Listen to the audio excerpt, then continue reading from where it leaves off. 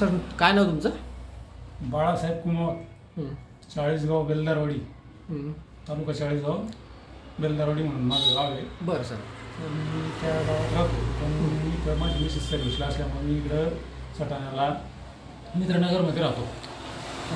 बरं सर. तुम्हाला काय त्रास होता सर? माझ्या हाताला आहे ना दुखत होतं फार. कुठे कुठे दुखत होतं? हाताच्या याच्याजवळ, हाताच्या याच्याजवळ दुखत होतं फार. मनगटाला? हा, मनगटाला फार दुखत होतं.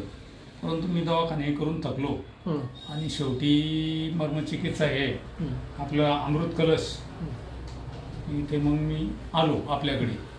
तेव्हा मला कळालं की एक वेळा जाऊन बघू बाबा काय आहे काय नाही ते तर बघू.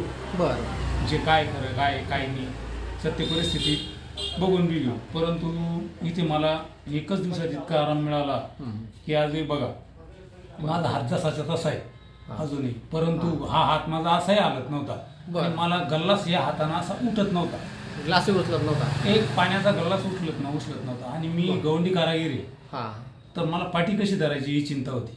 बरं.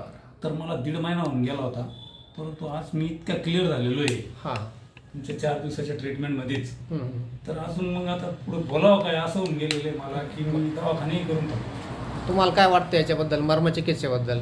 बिना औषध केला, बिना औषधी बिना कशाचं काही न करता नुसतं वयामुळेच माझं काम झालेलं आहे. जे आपण थेरपी दिली त्यावरच माझं काम झालेलं आहे. नाहीतर माझे हात आहे बघा अजून बी तुम्ही आताच केलेलं आहे बी, तो काही विषयच नाही.